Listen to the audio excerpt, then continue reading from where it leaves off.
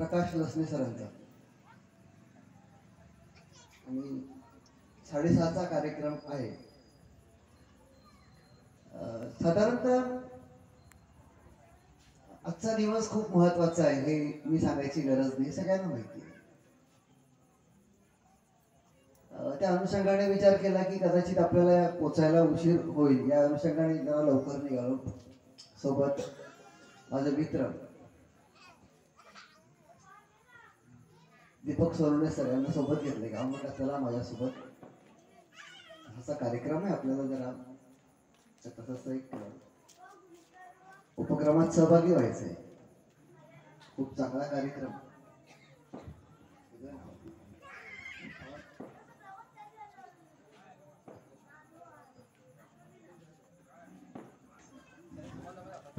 मला सवय कसं असतं, मनुष्य सवयीचा गुलाम असतो. तसं आहे, त्यांनी त्यांच्या परीने सोय करून द्यायचा प्रयत्न केला, पण आपल्याला सवय आहे त्यामुळे मग.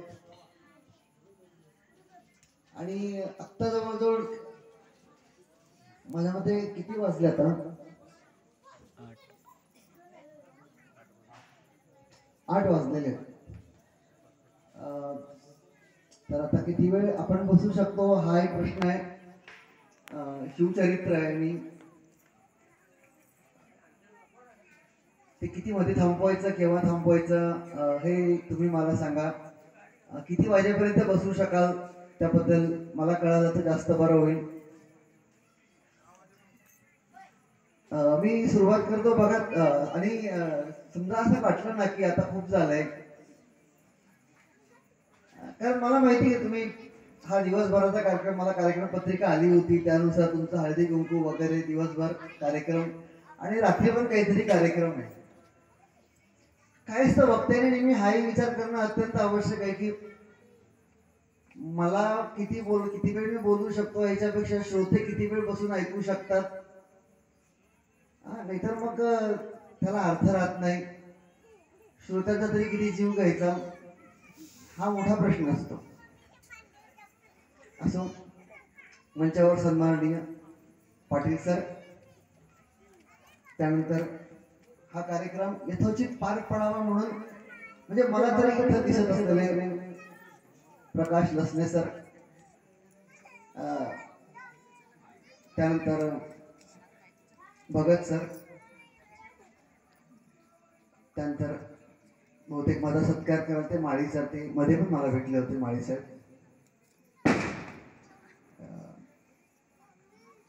काही चुकलं असेल तर नावांबद्दल, म्हणजे मी या भागात पहिल्यांदाच आलो आहे त्यामुळे मला पूर्ण तशी क्लिअर माहिती नाहीये, समजून घ्या.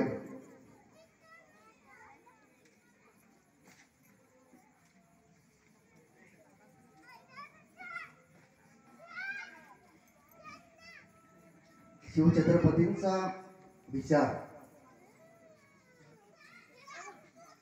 हा करताना जो विषय निवडला आहे आपण तो खूप छान आहे. आमच्या डोंबिवलीमध्ये एक सर आहेत, माझे ज्येष्ठ सहकारी आहेत, मित्र आहेत, चंद्रकांत जोशी. त्यांचा फोन आला आणि त्यांनी सांगितलं या विषयावर बोलायचं आहे, तुम्ही बोलणार का? आणि विषय शिवबात आहे छत्रपती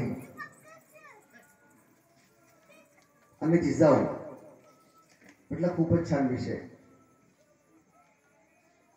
विषय छान काय आहे तर आता सरांनी सांगितलं की हे शिवराज्याभिषेकाचं 350वें वर्ष आहे. म्हणजे शिवराज्याभिषेक होण्यास 350 वर्ष पूर्ण झाले आणि देश पातळीवर आपण याची दखल घेतलेली आहे. देशामध्ये विविध राज्यांमध्ये विविध गावांमध्ये कार्यक्रम होत आहेत, वर्ष साजरं केलं जात आहे.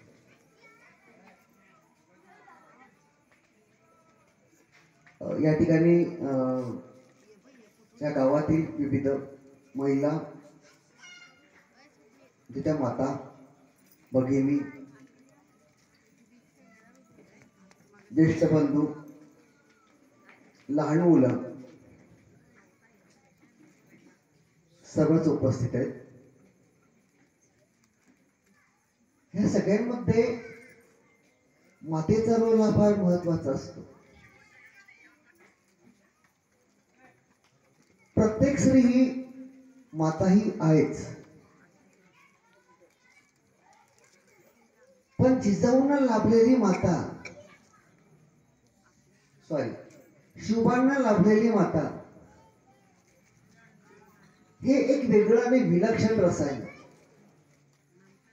ते कसं आहे आपण आजच्या व्याख्यानातून समजून घेणार आहोत. घरोघरी जिजाऊंचा वानवा यावर अनेक कार्यक्रम नियमितपणे होत असतात. अलीकडच्या कालखंडात स्त्री शिकली, मोठी झाली, विविध पदांवर काम करते आहे, मोठमोठी पदं ती भूषवते आहे, पण दुर्दैवाने तिच्याकडे तिच्याच घरातल्या स्वतःच्या मुलाकडे बघायला वेळ नाहीये. पर्यायाने आजची जी पिढी आहे ती संस्कारहीन आपल्याला दिसून येते. आणि म्हणून या विषयाच्या अनुषंगाने हा जो आजचा विषय आपण घेतला आहे त्या ठिकाणी जिजाऊंचा उल्लेख केलेला आहे. जिजाऊ साहेबांचं कार्यकर्तृत्व समजून घेणं, त्याचं आचरण करणं, ते स्वीकारणं ही आजची सर्वात मोठी गरज आहे. मला या ठिकाणी बोलताना लहान मुलांपासून तर वयोवृद्ध व्यक्तींपर्यंत सर्वांनाच मांडवेल, रुचेल, पचेल असं सगळं बोलायचं आहे. मी सुरुवात राज्याभिषेकापासून करतो. 6 जून 1674 रायगडावर राज्याभिषेकाचा हा दिवस. राज्याभिषेकाची तयारी कित्येक महिने, कित्येक वर्ष आधीपासून चालू होती. हे आज सांगून पटणार नाही पण सत्य आहे. रायगडावर एक ब्रिटिश इंग्रज अधिकारी आला होता आणि त्याने गडावर 2 हत्ती बघितले. त्यांचं प्रयोजन त्या राज्याभिषेकासाठीच होतं, पण एकूण गडावरची वाट बघता हे हत्ती गडावर आणणं कसं शक्य आहे हा प्रश्न त्याला पडला. तर त्याने चौकशी केली आणि त्याला उत्तर मिळालं की जेव्हा ते खूप लहान होते, नुकतेच जन्माला आले होते, त्यानंतर काही दिवसातच त्यांना गडावर आणलं गेलंय. ते तेव्हा त्यांना शक्य होतं. इतकी वाट बिकट होती. थोडक्यात यांची गरज पुढे भविष्यात लागणार आहे हे महाराजांना आधीच माहिती होतं. शिवराज्याभिषेक हा काही अशी अचानक घडलेली घटना नाही आहे. महाराजांनी ती संकल्पना, तो विचार फार आधीपासून करून ठेवलेला आपल्याला दिसून येतो. आणि हे मी सांगत नाही आहे, तर तो ब्रिटिश अधिकारी की जो या राज्याभिषेकासाठी आलेला होता त्याने मांडलेला विचार आहे. 5 जूनला गडावर प्रचंड धामधूम चालू होती. अनेक सैनिक, महाराजांकडे असणारे सरदार, नौकर, चाकर आणि विविध त्यावेळेस असलेले इतर वतनदार असतील, जहागीरदार असतील, महाराजांकडे नव्हते पण त्यावेळेस इतरांकडे असणारे त्यांचे प्रतिनिधी, जे राजे होते त्यांचे प्रतिनिधी, जे परकीय सत्ताधीश या देशामध्ये आले होते त्यांचेही प्रतिनिधी त्या ठिकाणी आले होते. गड माणसांनी गच्च भरून गेला होता. तरी सुद्धा त्यात प्रचंड नियोजन होतं, व्यवस्था होती. प्रत्येक जण आपलं काम चोख पार पाडत होता. कुठेही कोणत्या प्रकारची कुचराई नव्हती. आपलं काम चुकणार नाही याची सतत काळजी घेतली जात होती.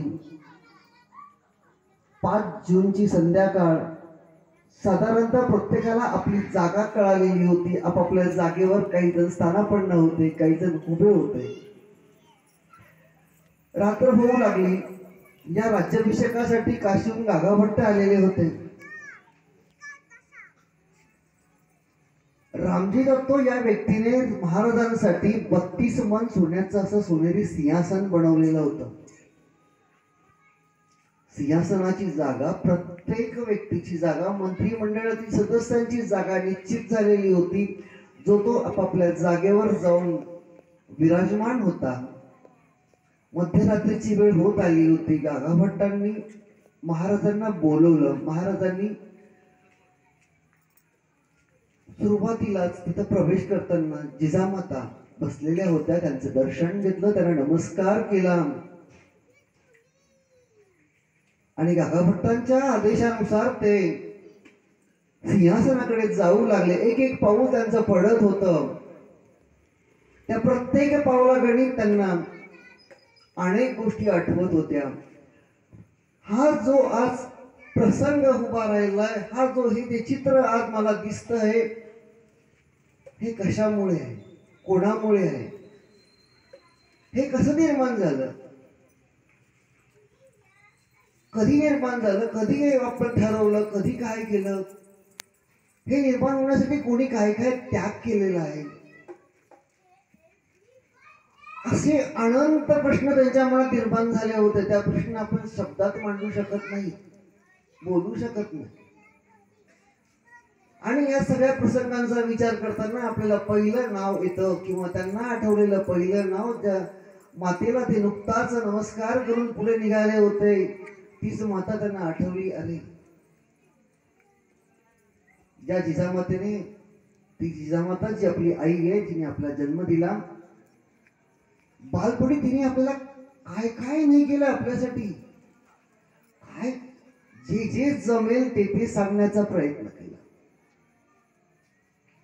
इथे प्रश्न असाही निर्माण होतो की महाभारतातला एक प्रसंग आपल्या सगळ्यांना माहिती आहे.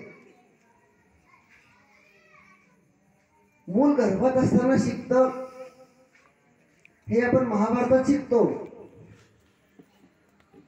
आणि त्यामुळे गर्भार अवस्थेत असताना आज आपण गर्भसंस्कार म्हणून एक व्यवस्था त्यातून पुढे निर्माण झाली. त्यावेळेस ती असेल किंवा नसेल, पण त्यावेळच्या एकूण परिस्थितीचा, महाराज जिजाऊंच्या पोटी असताना ज्या घडामोडी आजूबाजूला घडत होत्या, त्यातल्या काही घटना, मी वेगळं काही सांगत नाही, बऱ्याचशा गोष्टी तुम्हाला माहिती आहेत. पण त्याच वेळेत त्यांच्या वडिलांचं झालेलं निधन, आपापसातील भाऊबंदकीची भांडणं, आपापसामध्ये छोट्या छोट्या गोष्टींसाठी होणारे हेवे दावे, बांधांवरून हेवे दावे, की ज्या समाजाकडे राज्य निर्मितीची क्षमता आहे, राज्य करण्याची क्षमता आहे, ते दुसऱ्याकडे चाकरी करतायत. आणि ह्या चाकरीचे दुष्परिणाम तो समाज अनुभवतोय, जगतोय, भोगतोय. हे जे चित्र जिजामातेच्या गर्भात असताना महाराजांनी अनुभवलेलं होतं. तो अभिमन्यूचा प्रसंग तुम्हाला इथं सुद्धा जाणवतो. बाळ जसं मोठं होऊ लागलं तसं जिजामातेने विविध माध्यमातून आपल्या या मुलाला घडवण्याचा प्रयत्न केलेला दिसून येतो. या मातेकडे एक दिव्य दृष्टी असल्याचं आपल्याला स्पष्टपणे जाणवतं. वर्तमान कालखंड किती खडतर आहे, किती वाईट आहे, हे या मातेला दिसत होतं. आपल्या पतीवर काय वेळ आलेली, आपल्या वडिलांवर काय वेळ आली आहे. भर दरबारामध्ये तिचे वडील आणि भाऊ, इतर नातेवाईक त्यांचा निजामशहाकडून त्याची कत्तल केली जाते. त्यावेळेस ते निशस्त्र असतात, मुजरा करण्यासाठी आलेले असतात, काहीतरी सांगण्यासाठी राजाकडे आलेले असतात. पण काही चुकीच्या माहितीमुळे निजामाने हे कृत्य केलेलं असतं. आणि ह्या सगळ्या, यासारख्या अनेक घटना त्या ठिकाणी घडत असतात. मुळात शहाजी आणि जिजाबाईचे वडील त्यांच्यातही काही खूप मोठं सख्य नसतं. पण एकूणच या भांडणाची जी कारणे माणसं आहेत, ती खूपशी काही चांगली होती किंवा खूप काही चांगल्या उद्देशाने लढत होते असं अजिबात नाही. अगदी जसं आज दोन भाऊ, आपण खेड्यामध्ये हे चित्र नियमितपणे बघतो, दोन भाऊ बांधावरून किंवा ज्यावेळेस वाटे पडतात त्यावेळेस जसे भांडतात, तसं या ठिकाणी भांडणं सुरू असल्याचं आपल्याला दिसून येतं. समाज कोणत्या स्तराला जातो याची कोणीच चाड किंवा जाणीव ठेवत नाहीये. आणि हा सगळा गुलामगिरीचा जो प्रकार होता हा जिजामाता अनुभवत होती. मातेने या आपल्या मुलाला रामायण महाभारताच्या पुराण कथा ज्या गोष्टी सांगितल्या पण मातेकडे एक वेगळी दृष्टी असल्या कारणाने मातेने आपला इतिहासही समजून घेतलेला होता. या भूमाते या मातीवर या भारत मातेवर गेल्या 1,500-2,000 वर्षापासून हजारो परकेने आक्रमण केली. आज वस्तुस्थिती आहे की आपण नाही सांगू शकत की ही संख्या इतकी आहे. मग तो अलेक्झांडर असेल किंवा त्याला सिकंदर म्हणायचे तो, त्यानंतर शक, हुन आणि कुशाण यांची आक्रमण झाली. पण आक्रमकांचा हा इतिहास एकदा बघायचा म्हटलं तर आपल्या लक्षात येतं की इसवी सन 730 पर्यंत, त्याच्या आधी इसवी सन 730 पर्यंत इंग्रजी कॅलेंडरनुसार, इसवी सनानुसार इसवी सन 730 पर्यंत या देशावर जी आक्रमण झाली ती धनसंपत्तीसाठी, राज्य विस्तारासाठी होती. पण 730 नंतर जी आक्रमण झाली, याचा उल्लेख केला इराणच्या राजाचा सेनापती मोहम्मद बिन कासिम इसवी सन 730 मध्ये भारतावर आक्रमण करतो. त्यावेळेस सिंधाचा राजा असतो दाहीर. दोघांमध्ये संघर्ष होतो.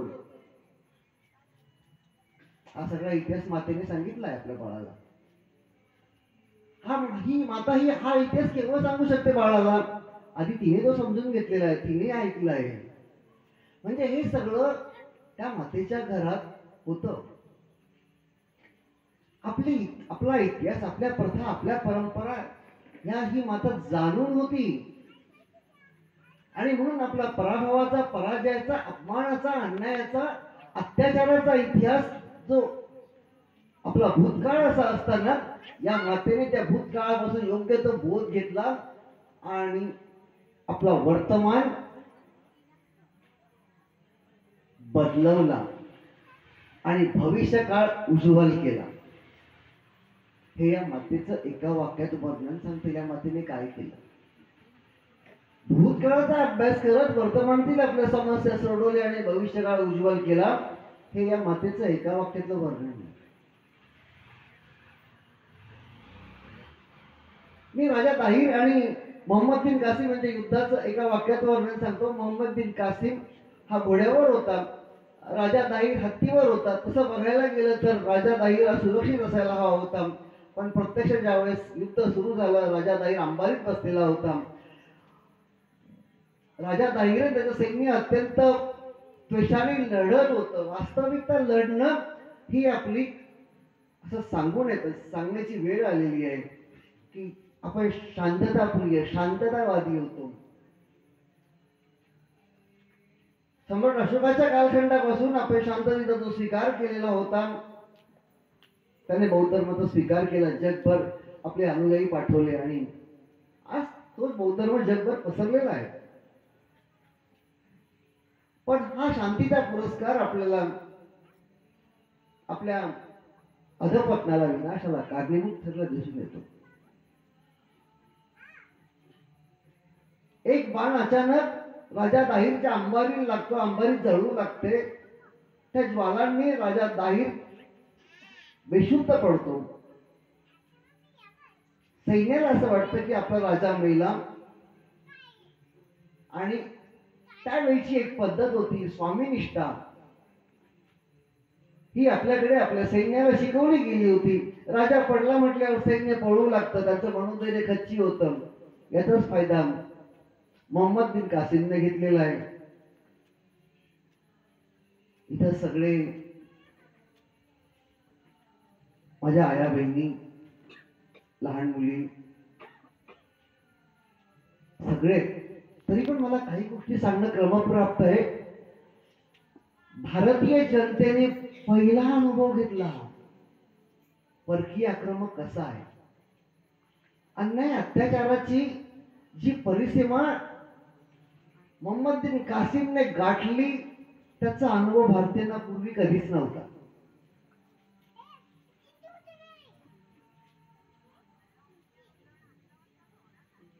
पराभूत सैन्य की ज्यांनी माघार घेतलेली होती, जे पळत होते, आपल्याकडे नियम होता पळत असणाऱ्या सैन्यावर हल्ला करायचा नाही, जो शरण आहे त्याला माफ करायचा. यांना काहीच माहित नव्हतं. यांनी उलट हे पळतायत म्हटल्यावर आयती संधी आहे आणि त्यांनी पुरेपूर फायदा उचलला. आया बहिणींची आबरू उठली. नको ते अत्याचार, अन्याय अत्याचार केले की ज्याला कोणतीच सीमा उरलेली नव्हती.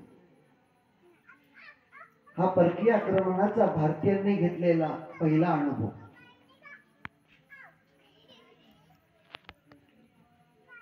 त्यानंतर पुढे काय झालं तो भाग वेगळा आहे, पण महत्वाचा मुद्दा लक्षात घ्या. राजा दाहिनी आक्रमकांची नावं वाचतो, कारण आपल्याकडे वेळ आणि मला जे सांगायचं आहे ते राहून जाईल, नाही तर यासाठी मी खास इथं आलो. त्यानंतर इसवी सन 1000 मध्ये गजनीचा मोहम्मद आला. त्याने सोमनाथचं मंदिर उठलं. आता एक मला मंदिराबद्दल पण खूप महत्वाचं बोलणं अत्यंत. त्यावेळेस आपण सगळे आध्यात्मिक माणसं, देवावर आपली प्रचंड श्रद्धा त्यावेळच्या, आणि आजही आपण तेच करतो. आपल्या उत्पन्नातील काही हिस्सा आपण ज्या ठिकाणी मंदिर असतं त्या ठिकाणी देत असतो. ही आजची आपली प्रथा नाही, याला खूप मोठा इतिहास आहे. आणि या इतिहासाचाच परिणाम म्हणून सांगतो की आपली मंदिराची जी ठिकाणं होती ती प्रचंड संपन्न होती. दुसरी महत्वाची गोष्ट की परकीय राजांना हेही माहिती होतं, या देशावर आक्रमण करणाऱ्या राजांना, की या देशामध्ये सोन्याचा धूर निघतो, प्रचंड सोनं आहे, संपन्नता आहे, लोक सुखी आहे, समाधानी आहेत. पण हेही माहिती होतं की हे आक्रमक नाही आहे. बघा ना, 1200-2000 वर्षाच्या इतिहासात आपण कधी कोणावर आक्रमण केलेलं नाहीये. तुम्ही असं कधी ऐकलं भारतीयांनी युरोपवर आक्रमण केलं, रशिया, अमेरिका इकडे जाऊन आक्रमण केली? आपल्याला आठवतच नाही, झालेलंच नाही कधी काही ते काय. आपल्यावर मात्र सतत आक्रमण होत राहिली. 2000 वर्षाचा इतिहास आहे आपला. या सगळ्या गोष्टी प्रथमतः ज्या राजाने थांबवल्या त्या राजाचं नाव छत्रपती शिवाजी महाराज आहे. आता जे सांगतोय, ज्या चुका झाल्या त्यांनी मांडण्याचा प्रयत्न करतो. यानंतरचा वेळेला आपल्याकडे आक्रमक होता तो म्हणजे पृथ्वीराज चव्हाण आणि मोहम्मद घुरी.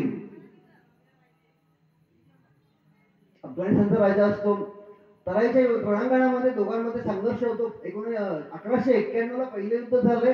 त्या युद्धामध्ये पृथ्वीराज मोहम्मद घुरीला पकडतो आणि मोहम्मद घुरी याच्याकडे क्षमा याचना करतो. मी चूक केली, परत असं करणार नाही, मला माफ कर, मला जाऊ दे. महाभारतात मध्ये कौरव पांडवांचं युद्ध सगळ्यांना माहिती आहे. जर आठवून बघा, कौरव पांडवांच्या युद्धामध्ये युद्धाचे नियम ठरवले गेले, पितामह भीष्माने ठरवले होते. हे जे नियम ठरलेत ना, ते त्यानंतरच्या आपल्या सगळ्या राजांनी यथोचित पाळले. पण ते नियम ज्या महाभारतात ठरले त्या महाभारतामध्येच एक युग पुरुष होता, त्याचं नाव श्रीकृष्ण. अरे हे नियम कुठं पाळायचे आणि कधी पाळायचे आणि कधी नाही पाळायचे हे त्या युद्धातच त्या माणसाने दाखवून दिलं. पण आपण ते नेमकं विसरलो, बाकी नियम मात्र सगळे पाळले. पृथ्वीराजाने हा क्षमा याचना करतोय म्हणून त्याला सांगितलं, ठीक आहे परत येणार नाही, त्याला असं वाटलं म्हणण्यापेक्षा या नियमांचा एक तो भाग होता. शरण आलेला माफ केलं पाहिजे, सोडून दिलं पाहिजे, आणि या नियमाने सोडून दिलं. त्यानंतरच्या कालखंडात काही घडामोडी घडल्यात, त्या संदर्भात एक मध्ये चित्रपट आलेला आहे, बहुतेक तुमच्यापैकी अनेकांनी बघितलेला असेल. पृथ्वीराजने संयोगिता प्रकरण, ते प्रकरण सांगणं हा माझ्या आजच्या व्याख्यानाचा विषय नाहीये. पण या सगळ्याचा परिणाम म्हणून जयचंदाने परत मोहम्मद घुरीला आक्रमण बोलवलेलं आहे आणि परत तराईचं दुसरं युद्ध झालंय 1192 ला. या युद्धामध्ये मात्र जयचंदाने सांगितलं की हा जो हत्तीवर बसलेला पृथ्वीराज आहे याचा वध कसा कर, याला कसं पकड. आणि पृथ्वीराज मोहम्मद घुरीच्या ताब्यात सापडलाय. पृथ्वीराजने सांगितलं याला की अरे मागच्या वेळेस मी तुला माफ केलं होतं. मोहम्मद घुरीने जे उत्तर दिले ते फार महत्व. अरे तुला तुझ्या धर्माने सांगितलंय शरण आलेला माफ करणं, मला माझा धर्म हे सांगत नाही, मला माझा धर्म हे शिकवत नाही. आणि मित्रांनो, मोहम्मद घुरीने पृथ्वीराजला संपवलं आणि दिल्लीची सत्ता जी 1192 परकीयांच्या ताब्यात गेली ना, ती पुढे 1947 आपल्याला मिळाली. तोपर्यंत दिल्लीची सत्ता ही परकीयांच्या ताब्यात होती. त्यानंतर दिल्लीची सत्ता गेल्यानंतर दिल्लीवर आणि त्या अनुषंगाने मोहम्मद घुरी नंतर सुद्धा जी परकीय आक्रमक या देशावर आली, दिल्लीची सत्ताधीश बदलत गेले. त्यामध्ये एक होता अल्लाउद्दीन खिलजी. हा पुढे दक्षिणेत आला. दक्षिणेमध्ये सुद्धा यादवांचं प्रचंड मोठं संपन्न असं साम्राज्य होतं. आपल्या अंबरनाथला जे शिवमंदिर आहे यादवांच्या काळात बांधलेलं आहे. भारतभर यांचं म्हणजे अनेक ठिकाणी भारतात यांच्या साम्राज्याच्या खुणा आपल्याला दिसतात. पण यांचं मुख्य केंद्र दौलताबादचा किल्ला. आज त्या दौलताबाद म्हणतात, त्यावेळेस देवगिरी म्हणायचे. किल्ला अत्यंत भक्कम होता, पण परत तेच शांततेचं धोरण. आम्ही गाफील. आमच्या राजाला अल्लाउद्दीन खिलजी किल्ल्याच्या पायथ्याशी येईपर्यंत कळालेलं नाहीये की अरे कोणीतरी दिल्लीहून फिरायला एक राजा आहे, तो आम्हाला किल्ल्याला वेढा घालू शकतो. तो गाफील आहे. त्याचा मुलगा सैन्य घेऊन कुठेतरी दूर शिकारीसाठी गेलेला आहे, असं म्हणतात. ते युद्धासाठी गेला होता, पण मग काय कुठे युद्ध माहिती नाही. तो कधीही त्याची क्लिअर कल्पनाच नाही. कारण असं काय सगळं आनंदी आनंद आहे, संपन्नता आहे, एवढी काळजी घ्यायची काही कारणच नाही. आणि प्रचंड संपन्नता, समाज सुखी, अनेक विद्वान पंडित या राजाच्या आश्रयाला होते. एकदम म्हणजे याला असं काही होईल.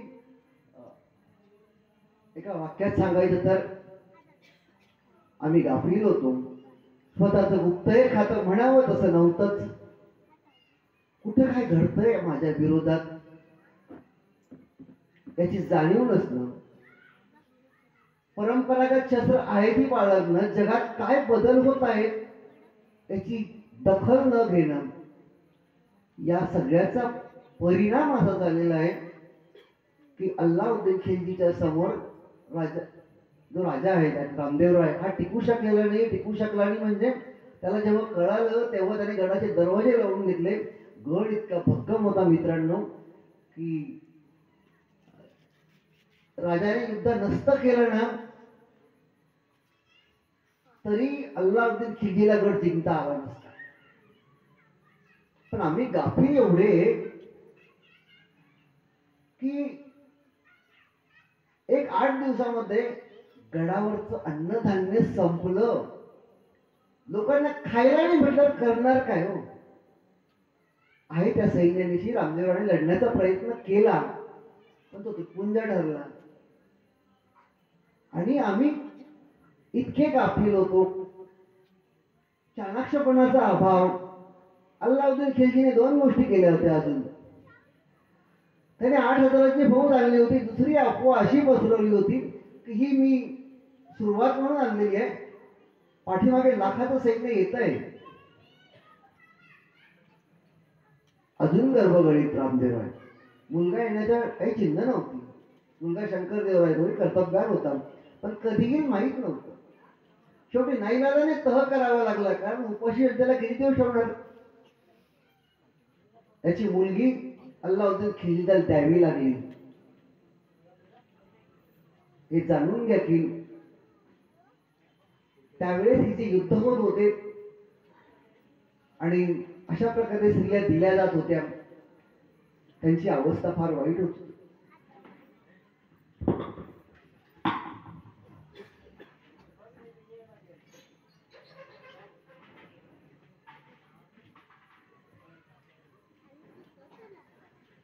जेवणाची वेळ झाली वाटतं का?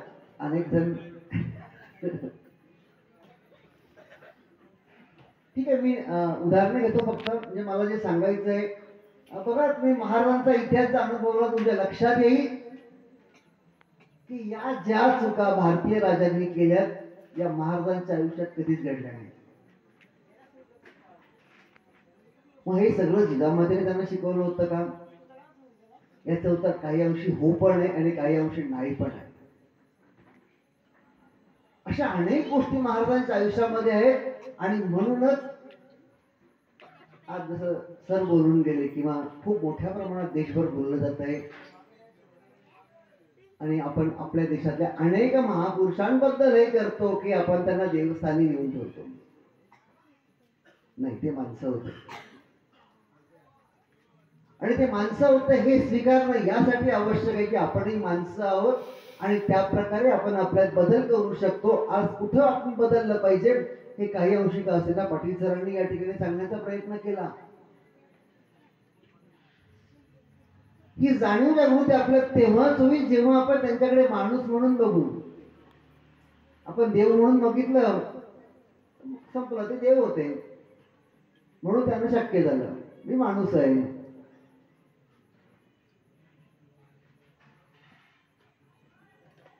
याप्रमाणेच पुढे आपल्यावर इतर जी आक्रमण झाली त्यामध्ये 1526 ला एक आक्रमण झालंय, ते बाबराने केलंय.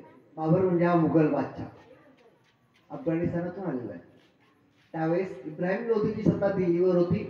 लोधी आणि बाबर यांच्यात पानिपतचं पहिलं युद्ध झालंय. सेम लक्षात घ्या, महत्वाचा मुद्दा सांगतो की लोधी हत्तीवर होता, बाबर घोड्यावर होता. युद्धात बाबर जिंकला, दिल्लीची सत्ता ताब्यात आली. पण या युद्धापेक्षा पण पुढचं युद्ध फार महत्वाचं आहे. ते 1527 म्हणजे एकाच वर्षाने झालेलं आहे. आणि ते खांडवाचं युद्ध आहे, राणासंगा विरुद्ध राजस्थानचा राजा राणासंगा. राणासंगाने अखंड राजपूत राजांना एकत्र केलं आणि सर्व राजपूत राजांना एकत्र केल्यानंतर खांडवा त्या ठिकाणी त्याचं सैन्य आणि बाबराचं सैन्य समोरासमोर असतं. पण परत तेच काय, पहिला वार आपण नाही करायचा, शत्रूने वार केल्यावर आपण वार करायचा. तो वार करेपर्यंत वाट बघायची. बाबराकडे उत्तम दर्जा तोफखाना होता की जो राणासंगाकडे नव्हता. तोफखानाच नव्हता. पण राणासंगाकडे प्रचंड सैन्य होतं. बाबराकडे जेवढं सैन्य होतं ते 10 पट सैन्य राणासंगाकडे होतं. बाबराकडे जेवढं सैन्य होतं त्याच्यात 10 पट सैन्य राणासंगाकडे होतं. राणासंगाला आत्मविश्वास होता की युद्ध सुरू झाल्यानंतर मी तासाभरात बाबराला संपवेल आणि त्याचा आत्मविश्वास कुठचा चुकीचा नव्हता. स्वतः बाबराचं सैन्य सुद्धा त्याचे अनेक सरदार असं त्याला सांगत होते की आपण या महासागरारूपी सैन्यासमोर टिकू शकणार नाही, आपण निघून जाऊ इथून. पण बाबराचा स्वतःवर फार विश्वास होता. त्याने या मातीला ओळखलेलं होतं, या मातीतील जनतेला ओळखलेलं होतं.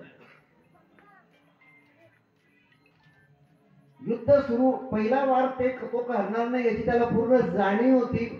युद्ध सुरू होण्यापूर्वी राणासंगाच्या सैन्याच्या ठराविक अंतरावर चारी बाजूने बाबराने आपल्या तोफा पेरल्या आणि जेव्हा युद्धाला सुरुवात झाली तेव्हा दोन सैन्य समोरासमोर उभं असतं. ते सैन्य बाबराच्या सैन्यापर्यंत येण्याच्या आत बाबराचा तोफखाना त्या सैन्याला भाजून काढत होता, पुढे येऊ देत नव्हता. तुफांचे गोळे असे येऊन पडत होते की बाबर सैन्य पुढे राणासंगा सैन्य पुढे येऊ शकत नव्हतं. हळूहळू तोफा जवळ येऊ लागल्या, राणासंगाच्या सैन्यावर पडू लागल्यात. अखंड सैन्य भाजून निघालं. दुर्दैव त्याच्या पुढे आहे मित्रांनो. युद्ध संपल्यानंतर, युद्ध संपलं म्हणजे काय, राणासंगाचं सैन्य टिकूच शकलं नाही, सगळं भाजून निघालं. कारण तोफांचा मारा तेवढा जबरदस्त होता. राणासंगापेक्षा बाबराकडे 10 पट कमी सैन्य होतं, पण तोफखाना बाबराकडे होता, राणासंगाकडे नव्हता. बघा चित्र काय बदललेलं आहे. त्याच्यानंतर जी लांडगेतोड झाली आहे ती न वर्णन करण्यासारखी आहे. याच युद्धाच्या क्रमवारीत मला पुढच्या महत्वाच्या युद्धाकडे यायचं आहे, ते म्हणजे दक्षिण भारतामध्ये त्या कालखंडामध्ये अनेक हिंदू राजे एकत्र येऊन त्यांनी एक राज्य निर्माण केलेलं असतं. कारण कुठेतरी याची खूनगाठ दक्षिण भारतामध्ये येऊ लागलेली होती की उत्तरेमध्ये हे सगळं सुरू आहे, आपण सावध असलं पाहिजे. आणि विजयनगरचं साम्राज्य उभं राहतं. पण विजयनगरच्या साम्राज्याचा सुद्धा हाच एक मोठा दुर्गुण आपल्याला बघावयास मिळतो.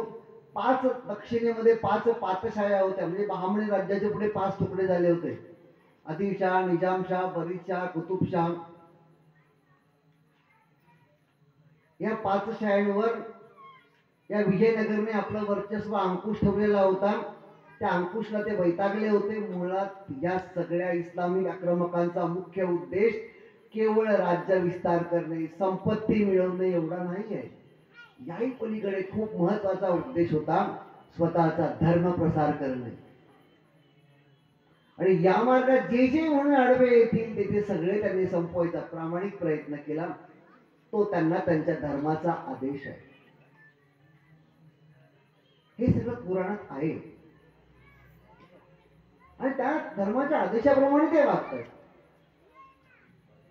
त्या चुकीचं ते काही चुकीचं करतायत, त्या धर्माचा आदेश त्यांना तो आहे. आणि मग या मार्गामध्ये रामदेव रॉय आणि त्याचं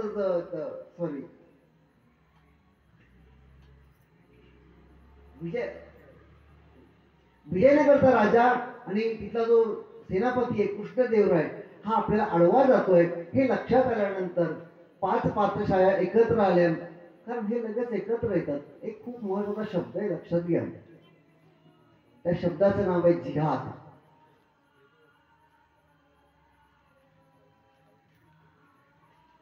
सगळे एकत्र येतात आणि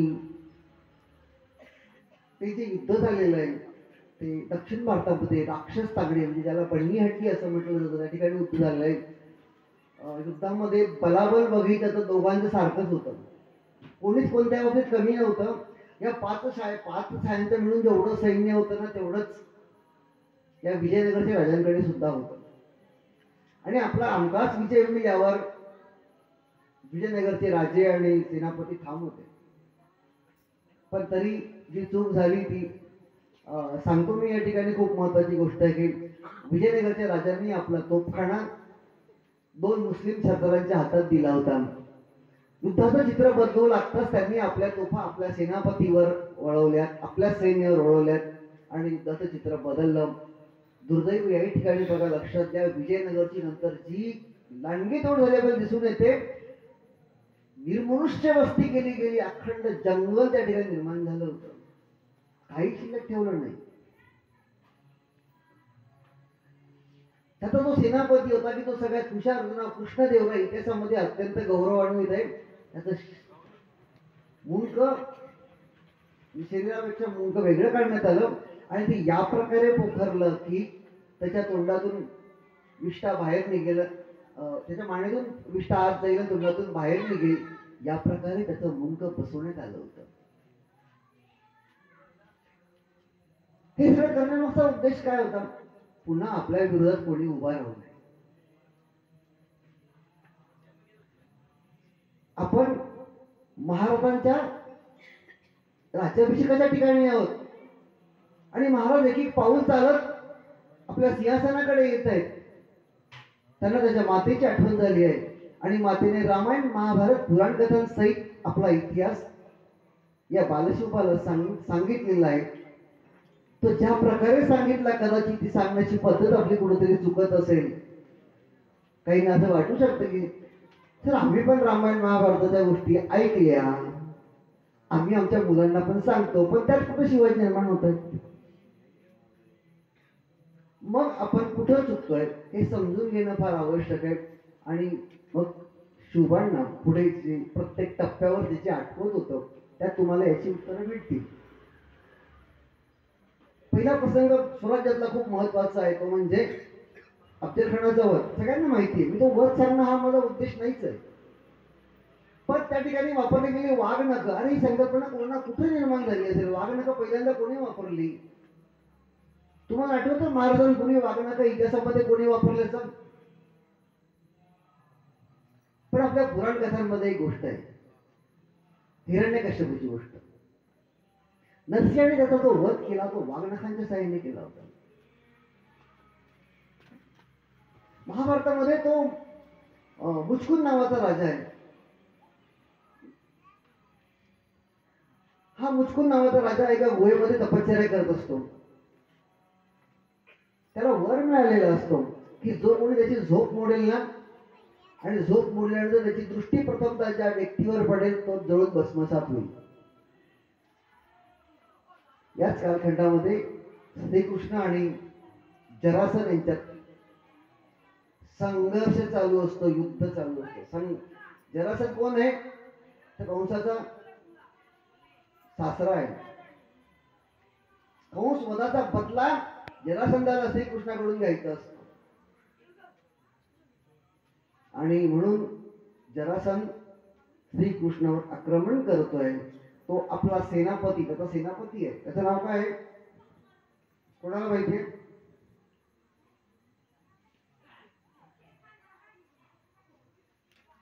त्याचं नाव आहे कालयवन. या कालयवनाला एक वर मिळालेला असतो की युद्धात तुझा कोणी पराभव करू शकणार नाही, कोणत्याही अस्त्रशस्त्राने तुझा पराभव होणार नाही, असा हा त्याचा सेनापती आहे. कालयवन सैन्य घेऊन श्रीकृष्ण समोर जातो. श्रीकृष्ण त्याला सांगतो की तुला मोठा वर मिळालेला आहे. हे जे सैन्य यांचा काही संबंध नाहीये, ही जी द्वारकेची प्रजा याचा काही संबंध नाहीये. तुला माझ्याशी युद्ध करायचे, बदला माझ्याकडून घ्यायचा आहे, आपण दोघं युद्ध करूया. कालयवनला विश्वास असतो की मला काय, माझं काही होणार नाही, मी चुटकीसरशी याला मारेल. मग काय करायचं? तिकडून त्याला सांगतो की हे एवढं सैन्य, हे सगळं इथं नाही आपण संघर्ष करतात, आपल्याला कोणी बघणार नाही अशा ठिकाणी आपण जायचं आणि तिथं युद्ध करायचं. आपण जर लढायला लागलो, हे कोणी मध्ये आले तर काय, मी कसा यांच्यावर विश्वास ठेवायचा? म्हणजे तुझ्या सैन्यावर, तुझ्या सरदारांवर. कालयवनला काही त्यात वेगळं वाटत नाही. मग दोघं श्रीकृष्ण आणि कालयवन एक ठराविक अंतर, लांब अंतर आपण जातात. म्हणजे श्रीकृष्ण त्याला घेऊन जातो इथून लांब, ज्या ठिकाणी युद्धासाठी ते आलेले असतात. चालत चालत कालयवन सुद्धा दमतो रस्त्याने चालून चालून त्याच्यासोबत. श्रीकृष्ण थांबायचं नावच घेत नाही. इथे लक्षात घ्या, इथं डोक्यात असतं की श्रीकृष्ण भगवान आहे, हे आपल्याला माहिती असतं. कारण रामायण महाभारतातल्या अनेक गोष्टी अशा आहेत की तिथं आपण त्यातून बोध मात्र घ्यायचा असतो. श्रीकृष्ण त्याला घेऊन जातो. मग कालयवन त्यासोबत चालतो आणि मग कालयवन त्याला सांगतो, अरे आता खूप लांब आलो, आता इथं आपलं कोणीच बघू शकत नाहीये, इथं आपण युद्ध करूया. श्रीकृष्ण तो असं आहे का? मग ठीक आहे, आता मी पळतो म्हणे. श्रीकृष्ण त्या कालयवन पासून पळायला लागतो. कालयवनला वाटतं हा तर मला घाबरला आहे, आणि मग कालयवन तुझ्या मागे मागे धावतो. आपल्या शत्रूच्या मनात ही भीती निर्माण करा, ही जाणीव, भीती नाही, ही जाणीव निर्माण करा की मी तुला घाबरलो. महाराजांनी ही गोष्ट अनेक वेळेला केली आयुष्यामध्ये. जो अफजल खान वाईचा सुभेदार होता, त्याला माहिती होतं प्रतापगड, रायगड काय आहे, इथल्या दऱ्याखोऱ्यांमध्ये आपण किती काळ टिकू, त्याला माहित नव्हतं असं नाहीये. पण महाराज एक गोष्ट त्याच्या मनात बिंबवण्यात यशस्वी झाले की अहो मी तुम्हाला फार घाबरलोय, तुम्ही मला वडिलांच्या जागी आहात, तुम्ही मला इथे या, मला घेऊन जा. महाराजांपेक्षा डबल टिबल चौबल फौज घेऊन आलेला अफजल खान केवळ आपल्या 10 अंगरक्षकांसहित प्रतापगडाच्या माचीपर्यंत यायला तयार होतो. हे यश महाराजांचं आहे, आणि याचा संदर्भ आपल्याला त्या महाभारतातल्या प्रसंगात जाणवतो. की ज्या ठिकाणी हा कालयवन श्रीकृष्णाला भगवडा म्हणतो किंवा रणछोड दास म्हणतो, आणि तू रणांगण सोडून चाललाय, त्याला त्या ठिकाणी शब्द दिले गेले रणछोड दास. पुढे तो श्रीकृष्ण त्याला त्या गुहेजवळ येतो आणि त्याला कळतं की आता माझ्यापासून काही अंतरावर आहे, तो मला बघू शकतोय, दिसतोय, कालयवन माझ्या मागे येतोय. तो त्या गुहेत शिरतो. गुहेमध्ये तो मुचकन, सांगितलं मी, मुचकुंद हा तपश्चर्या म्हणजे झोपलेला असतो. खूप मुचकुंदाचा इतिहास मी सांगायला नाहीये, तो काही बघू शकता युट्यूबला. पण एक ध्यानच, खूप काम केलेलं असतं, मला विश्रांती हवी आहे म्हणून तो बसलेला असतो आणि देवाकडून एक वर घेतला असतो की मला जर कोणी उठवलं ना तर त्याचं खरं नाही. देवा त्याला वर दिलेला असतो की तू उठल्यानंतर तू ज्याच्यावर तुझी पहिली नजर पडेल तो मरेल. हे श्रीकृष्णाला माहिती असतं, कारण तो देव आहे. मग तो येतो तिथे, त्याला तो मुचकून झोपलेला दिसतो. तो त्याच्या अंगावरची शाल त्याच्या अंगावर टाकतो. झोपलेल्या माणसाच्या अंगावर शाल टाकली तर तो जागा नाही होत. बघा ना, आपण घरात झोपलेलं असताना आपल्या अंगावर कोणी शाल वगैरे टाकली आपल्याला अधिक छान झोप लागते. आता तो तिथं शाल टाकल्यानंतर लपून राहतो. काल पाठीमागून येतो, त्याला दिसतं अरे ही शाल तर ती कुणाच्या अंगावरची होती, मग इथे लपून हा झोपून राहिलाय. तो जोरात त्याच्या पायावर पाय मारतो. त्या वेदनेने तो मुचकून जागा होतो, खडखड उठतो आणि त्याची पहिली नजर त्या कालयवनावर पडते. कालयवन भस्म होतो. मित्रांनो, ही गोष्ट समजून घ्या. श्रीकृष्ण आणि कालयवन यांच्यात संघर्ष होणार असतो, यांच्यात द्वंद्व होणार असतं, पण प्रत्यक्षात कुठेही श्रीकृष्ण आणि कालयवन यांच्यात संघर्ष होत नाही. श्रीकृष्ण काहीही न करता कालयवनला भस्म करतो, की ज्याला वर मिळालेला होता की तुझा कोणीही युद्धामध्ये वर तुला मारू शकणार नाही, कोणत्याही अस्त्रशस्त्राने तुझा वध नाही होणार. तर त्या मुचकुंदाच्या डोळ्यातनं आणि त्याला जो वर मिळालाय त्या ज्वालांमुळे त्याचा वध झालेला आहे. कोणाचा? कालयवनाचा. सेम उदाहरण जर तुम्हाला छत्रपतींबद्दल बघायचं असेल तर ते सिद्धी जोहर बद्दल बघता येतं. सिद्धी जोहर जेव्हा पन्हाळ्याला वेढा असतो त्यावेळेस महाराजांनी ज्या 2 अफवा पिकवल्या होत्या, मग आता तुम्हाला तो हा पण आठवला पाहिजे. कोण? अल्लाउद्दीन खिलजी, की ज्याने अफवा पेटवली होती, की ज्या अफवेला घाबरून रामदेवराने तह केलेला आहे की माझ्या मागे लाखाचं फौज येते.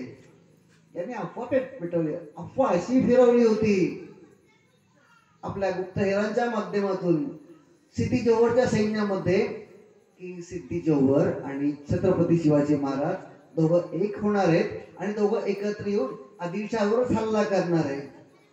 बरं, ही अफवा त्याने केवळ सैन्यात फिरवली का? नाही, ती आदिलशाहच्या दरबारात पोहोचेल याची तजवीज केली.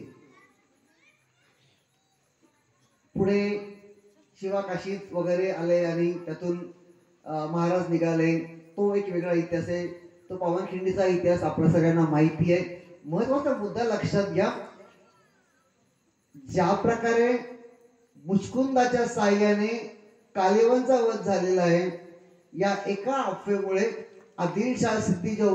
आदिलशहाच्या मनात सिद्धी जोहरच्या विषयी असा राग निर्माण झालेला होता की तो आल्यानंतर प्रथमतः आदिलशहाने पहिलं काम केलेलं आहे, सिद्धी जोहरचा खून केलाय. आपल्या शत्रूचा परस्पर अशा प्रकारे काटा काढता येतो, नायनाट करता येतो. आपले आसपासचे सगळे राजे इतिहासामध्ये महत्वाची गोष्ट की त्यांच्याकडे स्वतःचं प्रचंड मोठं असं गुप्तहेर खातं नव्हतं. महाराजांचं सगळ्यात मोठं वैशिष्ट्य त्यांच्या खूप छान गुप्तहेर खातं होतं. बहरजी नाईक त्या गुप्तहेर खात्याचा प्रमुख होता आणि नको नको त्या बातम्या बहरजी नाईक मिळवू शकत होता आणि त्या महाराजांपर्यंत येत होत्या. पहिलं आक्रमण आपण करायचं नाही हे आस्थागत भारतीय राजांनी पाळलं, महाराजांनी ते कधीच पाळलं नाही. शत्रू ज्या वेळेस गाफील आहे त्याचा पुरेपूर फायदा आपण उचलला पाहिजे, हे महाराजांनी त्याचं पुरेपूर बाळगलं. पहिलं आक्रमण शत्रूने केलं पाहिजे याची वाट त्यांनी कधीच बघितली नाही. शत्रूला संधीच द्यायची नाही आपल्यापैकी अनेक जण असं म्हणत असतात की अफजल खानाला महाराजांनी भेटायला बोलवलं आणि विश्वासघात करून मारलं. मला त्या सगळ्यांना सांगावं असं वाटतं, महाराज काय अफजल खान काय विजापूरच्या दरबारात जो निघाला होता तो काय पत्ते खेळण्यासाठी आला होता का महाराजांशी? तो विडा घेऊन निघालेला होता की मी चढे घोड्यानेशी त्याला घेऊन येईल, जिवंताचा अमृत. मग त्याच्याशी काय प्रेमाने वागायला पाहिजे होतं. भले त्याने पहिला वार केला नसेल तरी मी म्हणतो की महाराजांनी केलं ते बरोबरच केलं. ही जी गोष्ट महाराज आपल्याला शिकवत आहेत, दुर्दैव असतंय आजही आपण ही गोष्ट शिकत नाही आहोत. मित्रांनो, मला तुम्हाला सांगू द्या पुरंदरच्या तहाबद्दल. आपल्याला सगळ्यांना माहिती आहे की परिस्थिती अशी गंभीर होती. असं वाटतं की महाराजांनी नाईलाज म्हणून तह केला, पण मी तुम्हाला सांगतो महाराजांनी जेवढे तह केले, जिंकलेले युद्ध असतील तरी तह त्यांच्या फायद्याचे होते. आणि नाईलाज म्हणून अपयश येणार म्हणून सुद्धा जे तह केले, उदाहरणार्थ पुरंदरचा तह जो मिर्झा राजा जयसिंगाशी केलेला होता, हा तह सुद्धा महाराजांच्या फायद्याचाच होता. पुढे जी मुघल सत्ता खिळखिळी झाली, त्या सगळ्याची पायाभरणी महाराजांच्या आग्रा भेटीत असली गेली. जर आपण सगळा इतिहास समजून घेतला तर आपल्याला लक्षात येतं. मग हे जे आपल्याला महाराजांकडे शिकायला मिळतं हे आपण काय शिकवून घेत नाहीत. आपण त्यातून हा बोध घेणं अत्यंत आवश्यक आहे की किती दूरचा विचार होणं अत्यंत आवश्यक आहे. हे निश्चित होतं की मला काय करायचं ही याचं इप्सित महाराजांकडे निश्चित होतं. ध्येयाशी कधी त्यांनी प्रतारणा होऊ दिली नाही. हा तात्कालिक काय वाटते, तात्कालिक त्यांनी हवे ते शब्द दिलेत शत्रूला. पाळायचे की नाही पाळायचे ते मी सांगतो, म्हणजे महाराष्ट्र होते. दक्षिण दिग्विजयाचे राज्याभिषेकानंतर महाराजांनी केलेली त्यांच्या उभ्या आयुष्यात एकमेव मोहीम केली आणि ती दक्षिण दिग्विजय मोहीम. या मोहिमेमध्ये त्यांनी आधी गोवळकोंड्याच्या कुतुबशाला आश्वासन दिलं होतं की आपण दोघं दक्षिणेत आहोत आणि आपली मैत्री असणं हे दक्षिणेच्या हितासाठी आहे. मुघल बादशाह दिल्लीचा आहे, आपण त्यांचा पराभव करण्यासाठी आपली मैत्री होणं अत्यंत आवश्यक आहे वगैरे बरंच काय काय झालं. दक्षिण दिग्विजय मोहिमेच्या कालखंडामध्ये गोवळकोंड्याच्या कुतुबशाहाने महाराजांना मदत केली. महाराजांच्या भेटीला गेलं, महाराजांच्या भेटीला गेले वगैरे हे सगळं झालं. मोहिमेमध्ये महाराजांनी प्रचंड संपत्ती मिळवली, जमीन मिळवली. म्हणजे ती दक्षिण दिग्विजय मोहीम इतकी यशस्वी झाली आहे की असं म्हटलं, म्हणजे अलीकडच्या कालखंडांमध्ये अशी कागदपत्र मिळत आहेत की महाराज मद्रास पर्यंत जाऊन आलेले आहेत. त्याची काही मंदिर आहे, त्या मंदिरामध्ये जाऊन आलेले होते. त्याचे पुरावे त्या मंदिरात मिळत आहेत. इतकी दक्षिण दिग्विजय मोहीम यशस्वी झालेली होती. मोहीम पूर्ण झाल्यानंतर महाराजांनी गोवळकोंड्याच्या कुतुबशाला दिला कोणताही शब्द पाळला नाही. गरजच नाहीये. का तर माझं उद्दिष्ट, माझं ध्येय निश्चित आहे, त्याच्याशी प्रतारणा होऊ द्यायची नाही. हे परकीय आहे. माझ्या देशामध्ये माझी सत्ता असली पाहिजे, परकीयांनी माझ्या अटी आणि शर्तींवर राहिलं पाहिजे, त्यांना राहायची इच्छा आहे तर. अन्यथा माझ्या देशात माझंच राज्य असलं पाहिजे यावर महाराज ठाम होते. त्यात त्यांनी कधीही तडजोड होऊ दिली नाही. दोन तीन गोष्टी या खूप लक्षात घ्या, खूप महत्वाच्या आहेत. पुरंदरचा तह झाला आणि महाराज आग्र्याला भेटीला गेले. औरंगजेबाचा वाढदिवस होता, तो वाढदिवसाचा दिवस होता. तसं बघायला गेलं तर वरवर विचार केला तर आपल्याला स्पष्टपणे जाणवतं की हा महाराजांनी स्वीकारलेली एक चूक होती किंवा एक चुकीने केलेला तह होता, किंवा त्याला वेगळा शब्द काय म्हणता येईल की आता संपलंय आपलं, ही भावना होती. एखादी गोष्ट आपण जर करायला गेलो ना तर त्याला दोन बाजू घरात असतात आपल्या. एक हो म्हणणारे असतात, नाही म्हणणारे असतात.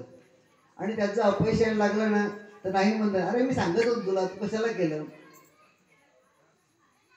आपला सगळा इतिहास बघितल्यानंतर महाराजांना सुरुवातीच्या कालखंडामध्ये हे सांगणारे कवी लोक भेटले नसतील. अरे कोणी केलंय का. आपल्या सगळ्या इतिहासामध्ये हा प्रयत्न ज्यांनी ज्यांनी केला त्यांची अवस्था काय झाली बघितली आहे ना. तू कशाला नको ते व्याप करतोय. वडिलांची एवढी मोठी जहागिरी आहे, सुखाने जीवन जगशील, कशाला दुःखात जातोय. असं होऊ शकतं. घटना घडली पुरंदरचा तह.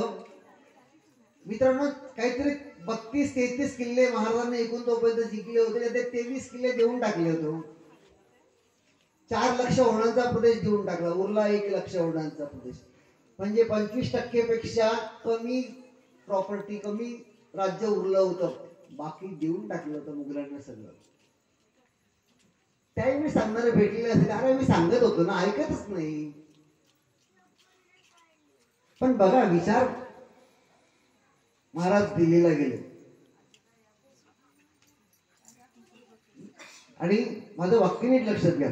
पुरंदरचा तह हा स्वराज्याच्या हितासाठीच झालेला आहे. महाराज दिल्लीला गेले. महाराज घाबरले होते का. अजिबात घाबरले नव्हते. घाबरले असते ना तर त्या राजवाड्यामध्ये औरंगजेबाच्या समोर असं खाली मान घालून उभं राहायचं असतं आणि तो सांगेपर्यंत ना वर मान सुद्धा करायची नसते. तो रिवाज होता. खुर्निसात वगैरे करणं खूप भयानक सगळं आहे. त्या दरबारामध्ये महाराजांनी एक जो राजस्थानचा एक राजा होता, त्याचा पराभव केला. तो पुढच्या रांगेत उभा होता. महाराज त्या राजवाड्यात त्या दरबारात कडाडले. जयसिंगाचा मुलगा रामसिंग त्या ठिकाणी होता. रामसिंग एक और खड़ा है हमारे सामने.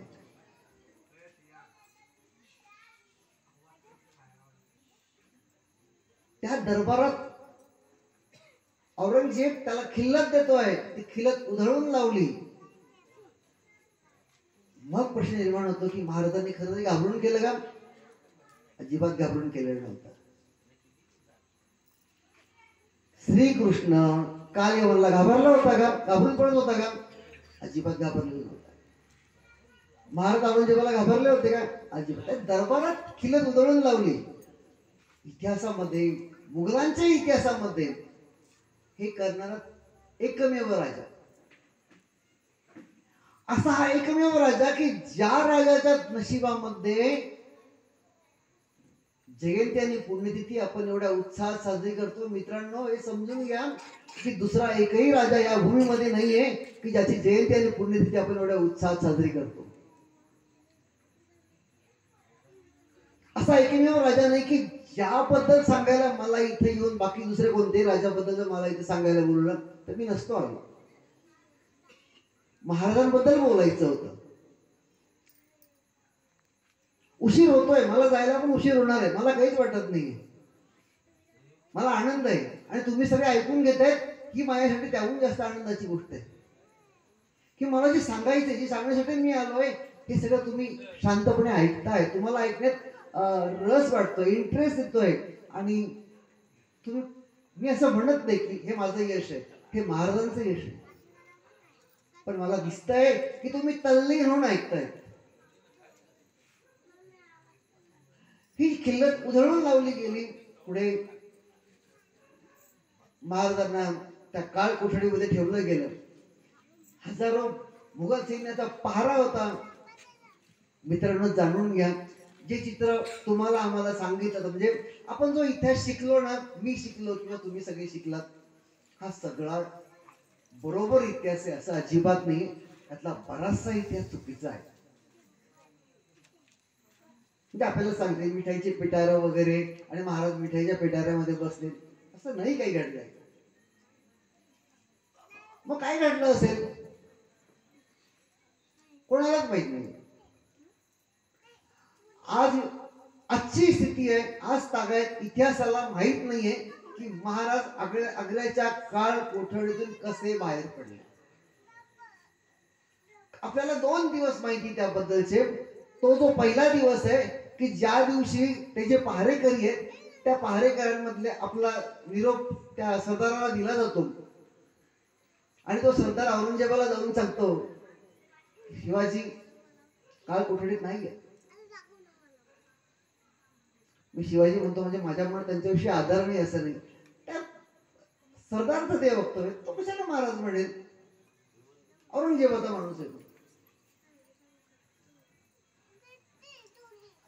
आपल्या रोमारोमात रक्तात रक्ताच्या प्रत्येक थेंबात महाराज, म्हणूनच आपण सगळे इथं आहोत.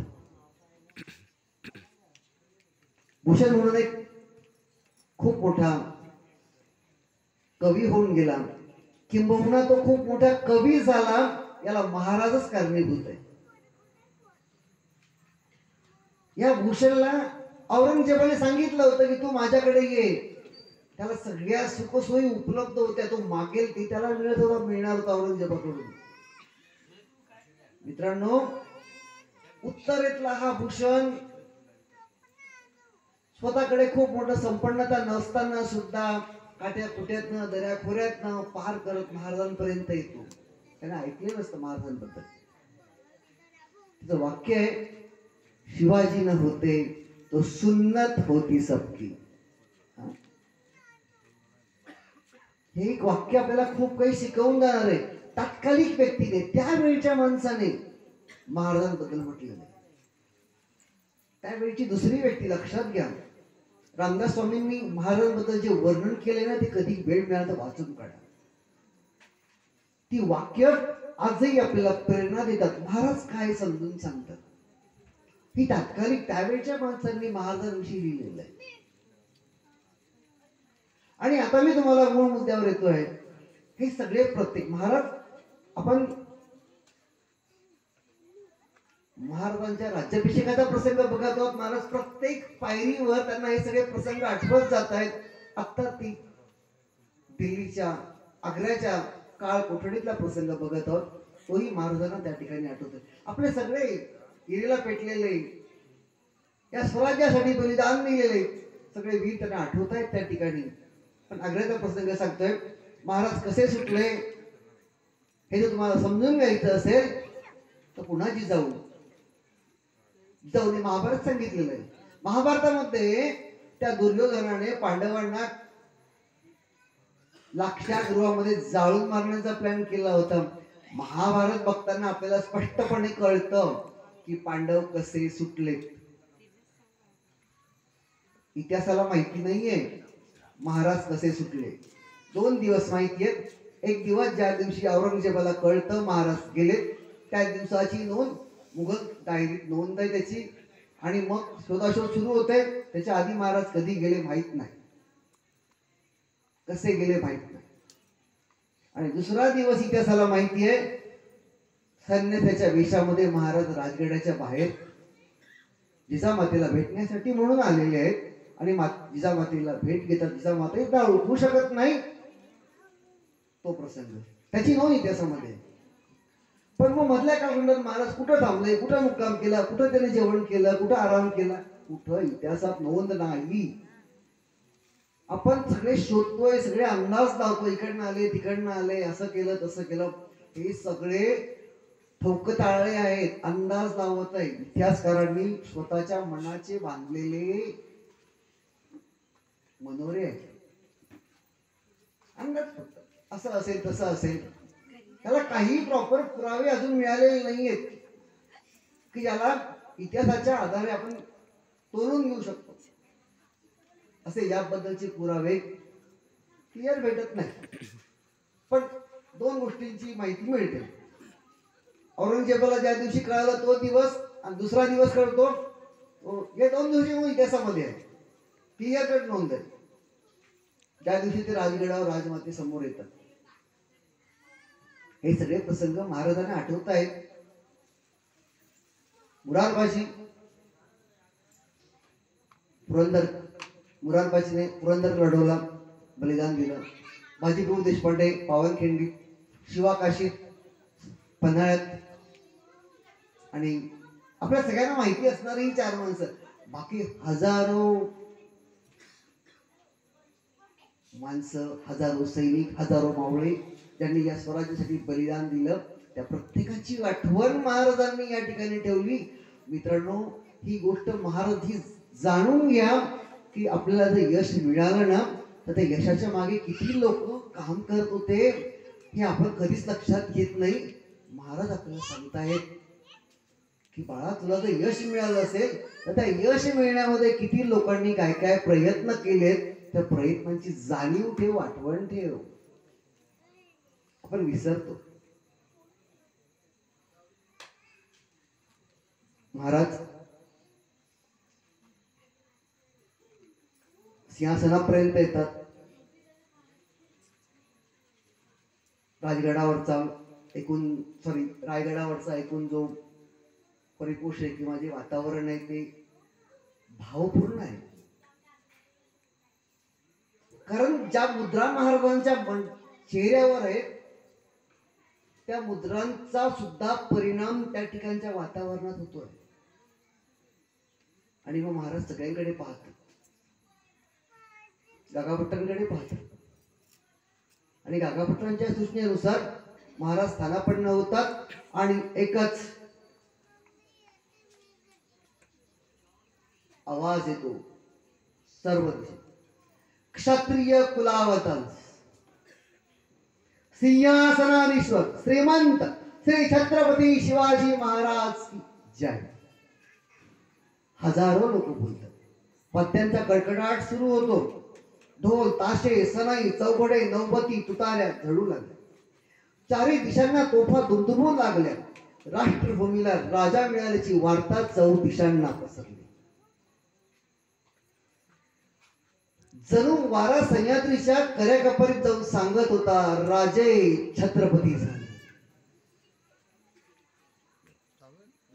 राजमाता जिजाऊ यांच्या डोळ्यात अश्रू वाहत होते.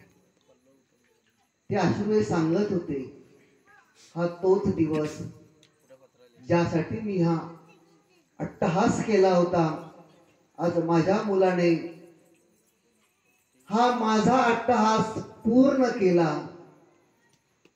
त्याबद्दल आणि मनातली इच्छा पूर्ण केली. तो दिवस खूप महत्वाची गोष्ट आहे. मित्रांनो, आपण स्वर्ग नरक या संकल्पना मांडतो की नाही मांडतो हा वेगळा भाग आहे, पण आज तरी मांडतो. कल्पना करून बघा, या जिजामाता आणि शहाजीराजे यांना स्वर्गात केवढा आनंद होत असेल. आपल्या पुत्राबद्दल देशभरामध्ये अशा प्रकारचे गौरवान्वित कार्यक्रम होत आहेत. त्याच्या कार्याचा केवढा अभिमान त्यांना वाटत असेल. खूप काही सांगत नाही, एक शेवटचं वाक्य सांगतो आणि थांबणार आहे. शक्य असेल तर आपण एवढं करूया की आपल्या आई वडिलांना आपला अभिमान वाटेल असं काम काहीतरी आपल्या हातून होऊ द्या. काय केलं पाहिजे हे सांगणं फार सोपं आहे. तर काय केलं पाहिजे, आम्ही कुठं काय कमी करतोय.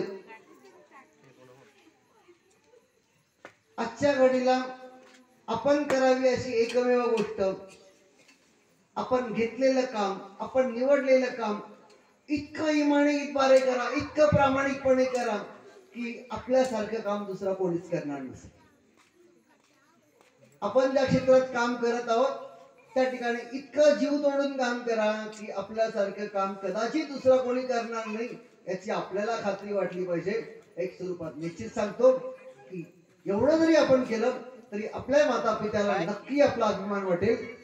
आपण सगळ्यांनी माझं म्हणणं ऐकून घेतलं. आपल्या सर्वांचे मनापासून आभार. आपण या ठिकाणी मला बोलवलं त्या मंडळाचेही मनापासून आभार. धन्यवाद.